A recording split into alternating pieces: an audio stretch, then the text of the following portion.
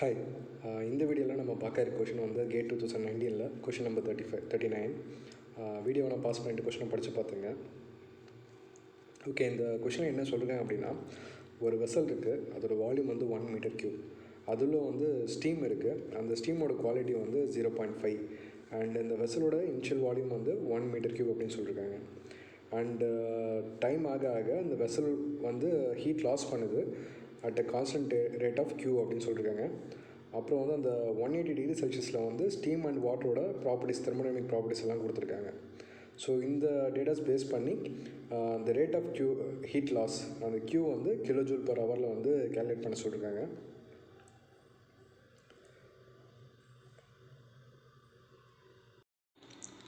Solution போகிறதுக்கு முன்னாடி இந்த கொஷனில் வந்து ஸ்டீம் குவாலிட்டி அப்படின்னு ஒரு டேர்ம் வருது.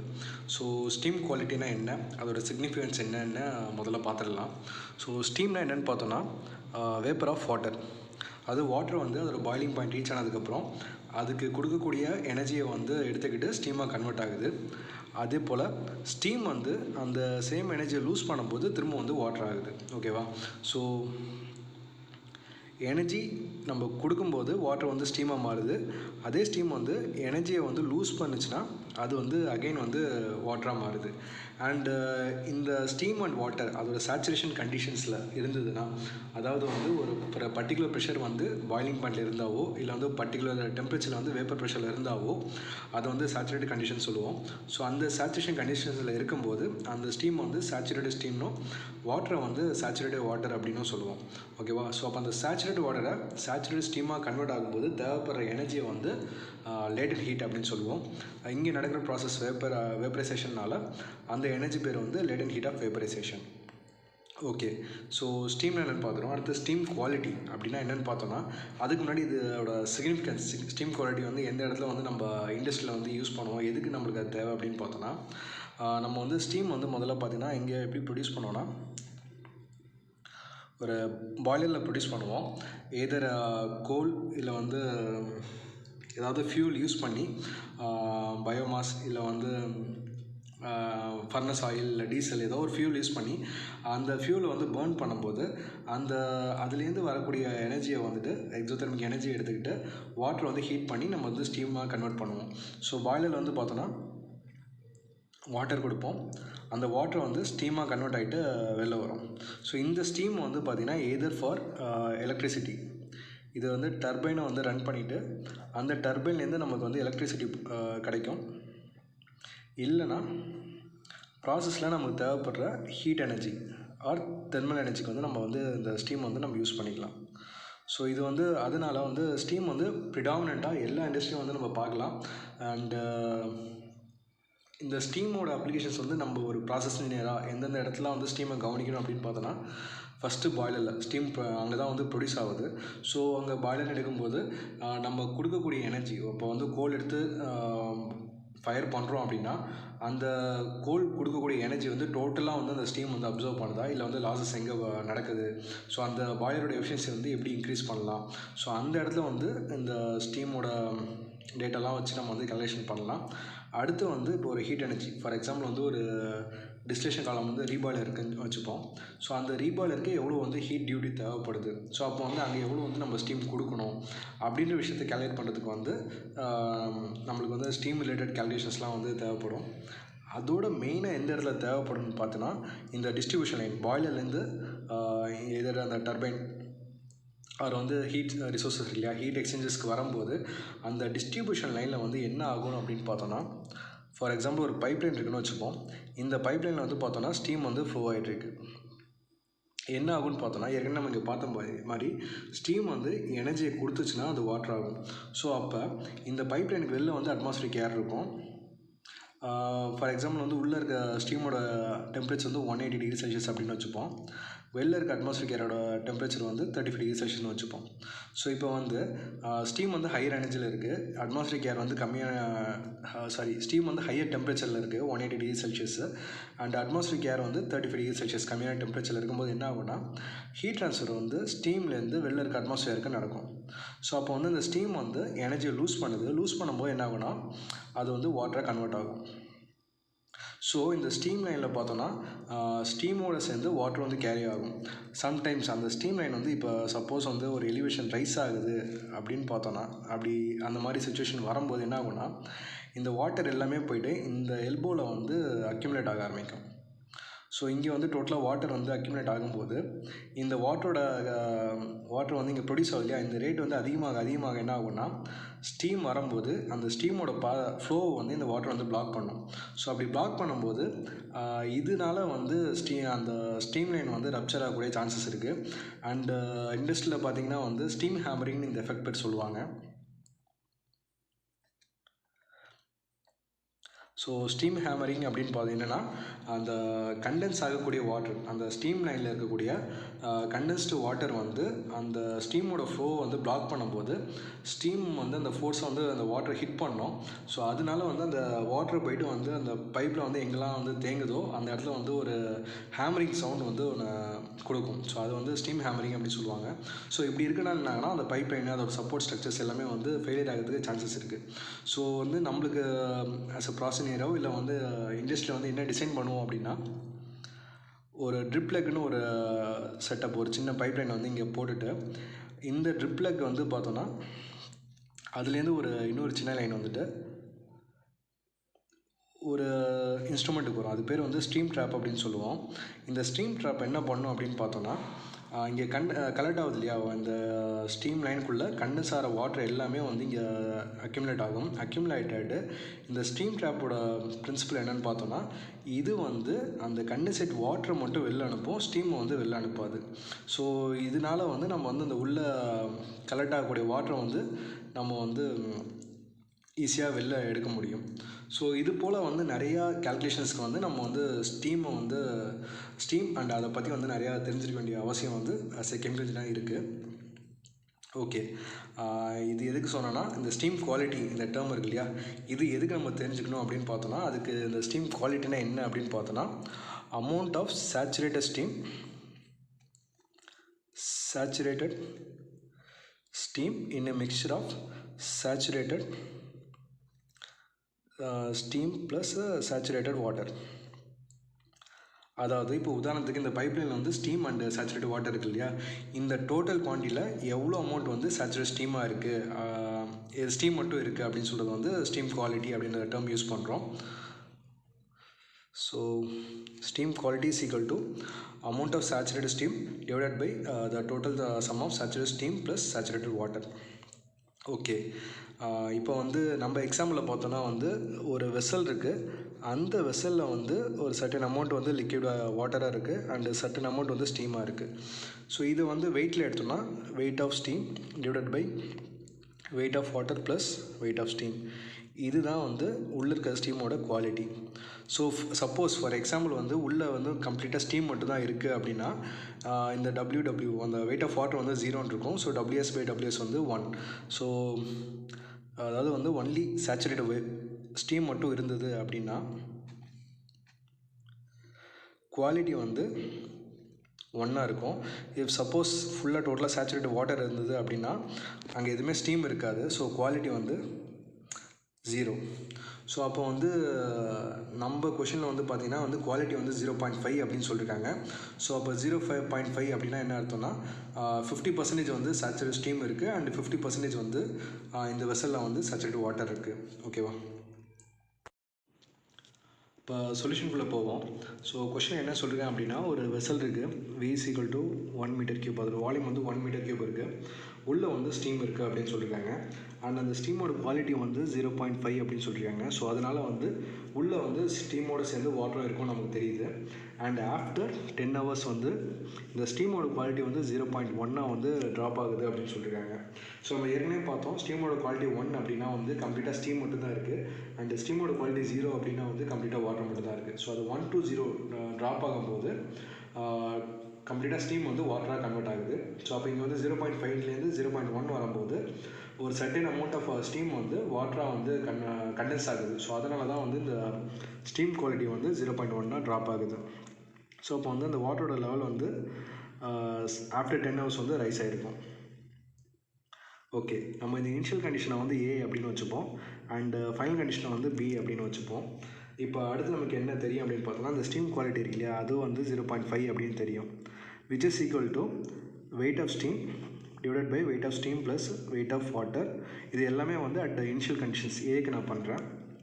ஸோ அப்போ இதை வந்து நம்ம சால்வ் பண்ணி பார்த்தோன்னா 0.5 weight of steam plus 0.5 weight of water it should be equal to WS. So இது எல்லாமே சிம்பிளிஃபை பண்ணோன்னா weight of steam will be equal to weight of water அப்படின்னு நம்மளுக்கு வந்து ஒரு ஈக்குவேஷன் கிடைக்குது. ஓகே, அடுத்து நமக்கு என்ன தெரியும் அப்படின்னு பார்த்தோன்னா இந்த வெசலோட வால்யூம் வந்து 1 மீட்டர் கியூப் அப்படின்னு சொல்லியிருக்காங்க, which is equal to volume of steam plus volume of water. So இந்த ஸ்டீம் அண்ட் வாட்டர் இல்லையா, இதோட வால்யூம் எப்படி கால்குலேட் பண்ணலாம் அப்படின்னு பார்த்தோன்னா கொஷின் வந்து ஒரு டேட்டா கொடுத்துருக்காங்க ஸ்பெசிஃபிக் வால்யூம் அப்படின்னு. ஸோ ஸ்பெசிஃபிக் வால்யூம் அப்படின்னா என்னென்னு பார்த்தோன்னா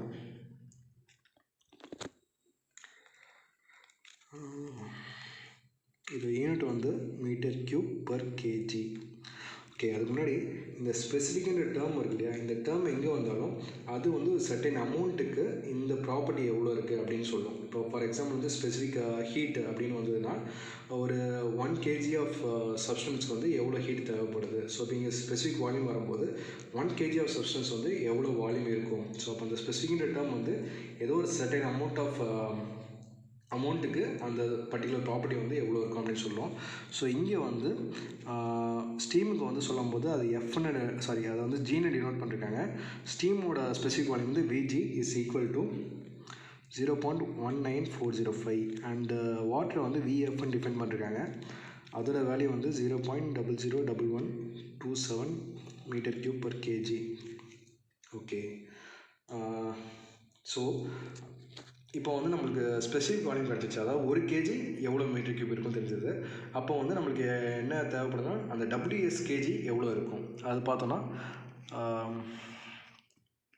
இது வந்து 0.19405 WS இன்ட்டு, அதாவது வந்து இந்த ஸ்பெசிஃபிக் வால்யூம் போது 1 kg வந்து 0.19405 மீட்டர் கியூப் இருக்குது. அப்போ அந்த WS இவ்வளோ கிலோகிராம்ஸ் இருந்ததுன்னா இந்த 0.19405 இன்ட்டு WS கேஜி இருக்கும். அதுபோல் வாட்டருக்கு நம்ம சால்வ் பண்ணும்போது 0.001127, அதே போல் வாட்டரோட வெயிட் இருக்கும். பட் வாட்டரோட வெயிட் வந்து ஸ்டீமோட வெயிட் ரெண்டு சேம்னால இங்கேயும் அந்த WS போட்டுக்கிறேன். ஸோ இப்படி பார்க்கும்போது இந்த value 0.19405 plus 0.001127 WS equal to 1 metre cube. WS is equal to இந்த இதோட டோட்டல் யூனிட் வந்து metre cube per KG. Okay, இது வந்து மீட்டர் கியூப் இருக்குது, ரெண்டு கேன்சல் ஆகிடும். இந்த கேஜி அங்கே போகும்போது நியூமரேட்டரில் வந்துடும். ஸோ 1 இந்த டேர்ம் இதை வந்து வேல்யூ இதை சிம்பிளிஃபை பண்ணும்போது ஆன்சர் வந்து 5.124 kg அப்படின்னு கிடைக்குது. இது வந்து weight of steam at initial conditions. இந்த கண்டிஷனில் வந்து ஸ்டீம் வந்து 5.124 kgயும், ஸோ வாட்டரும் அதே தான் இருக்கிறனால வாட்டரும் வந்து 5.124 kgs வந்து இருக்கும். ஓகே, அடுத்து வந்து ஆஃப்டர் 10 hours கழிச்சு என்ன நடக்குது அப்படின்னு பார்ப்போம். அங்கே வந்து ஸ்டீம் குவாலிட்டி வந்து 0.1.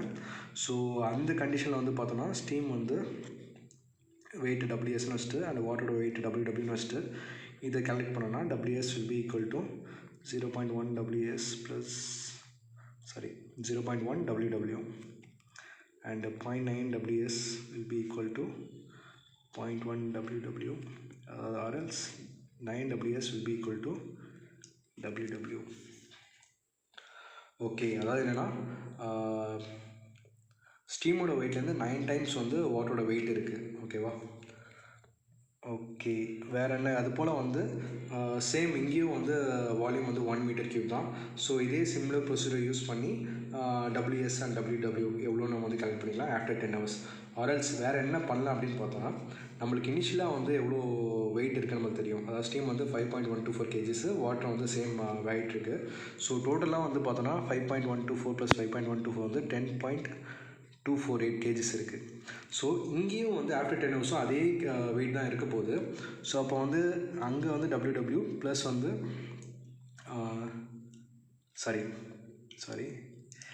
இது வந்து WSன்னு வச்சுப்போம் ப்ளஸ் WWன்னு வச்சுப்போம். இது வந்து 9 WS. ஸோ இதை சிம்பிளிஃபை பண்ணோன்னா 10.248 will be equal to 10 times of WS WS is equal to 1.0248 kgs.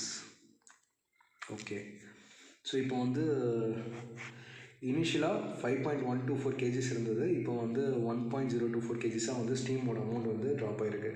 So இது எதனால் ட்ராப் ஆகிருக்குன்னா அந்த ஹீட் லாஸ்னால் ட்ராப் ஆகிருக்கு.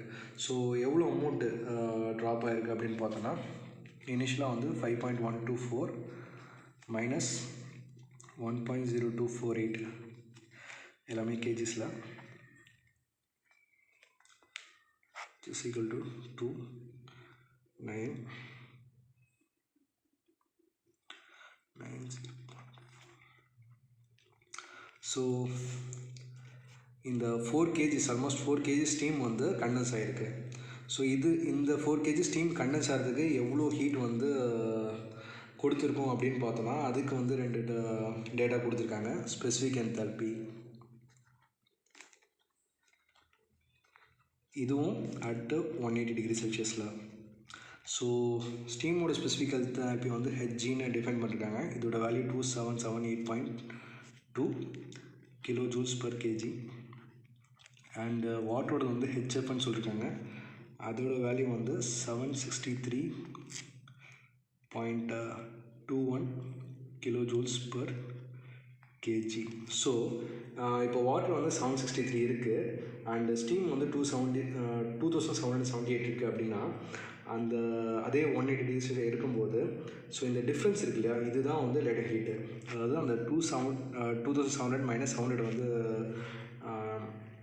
செப்ரேட் பண்ணும்போது நம்மளுக்கு கிடைக்கக்கூடிய வேல்யூ தான் வந்து இந்த ஸ்டீமோட latent heat at 180 degree Celsius. அதாவது வந்து இங்கே வந்து வாட்டர் வந்து சேச்சுரேட் வாட்டராக இருக்குது. ஸோ அது எடுத்துக்கூடிய அமௌண்ட் ஆஃப் எனர்ஜி வந்து லேட்டன்ட் ஹீட் எடுத்துகிட்டு சேச்சுரேட் ஸ்டீமாக கன்வெர்ட் ஆகுது. ஓகே, இந்த டிஃப்ரென்ஸ் இருக்கு இல்லையா, 2778 மைனஸ் 763, இதோட வேல்யூ வந்து 2014.99 kilo joules per KG. Okay, and we know 4 kilograms of water வந்து கண்டென்ஸ் ஆகிருக்கு அப்படின்னு தெரியும்.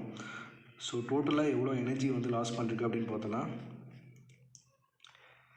இந்த 4 kilograms வந்து 1 kg வந்து 2000 கிலோ ஜூல்ஸ் வந்து லாஸ் பண்ணால் வந்து கண்டென்ஸ் ஆகும். இப்போ அந்த 4 kilograms இல்லையா, அது வந்து 4 × 2014.99 கிலோ ஜூல்ஸ் பர் கேஜி போட மல்டிப்ளை பண்ணும்போது we are getting 8259.847 kilo joules. Okay, அதனால் 1 கிலோகிராம் வந்து ஸ்டீம்லேருந்து வாட்டரை கண்டென்ஸ் ஆகிறதுக்கு நம்மளுக்கு வந்து 2000 கிலோகிராம்ஸ் தேவைப்படுது. 4 kilograms வந்து கண்டென்ஸ் ஆகிறதுக்கு வந்து 8259 கிலோ ஜூல்ஸ் வந்து தேவைப்படுது. இது எல்லாமே எவ்வளோ நேரத்தில் நடக்குதுன்னு பார்த்தோன்னா அட் 10 hours. அப்போ 1 ஹவருக்கு எவ்வளோ ஆகும் அப்படின்னு பார்த்தோன்னா, சிம்பிளாக வந்து 8259 divided by 10 which is equal to 825.9 kilo joules per hour.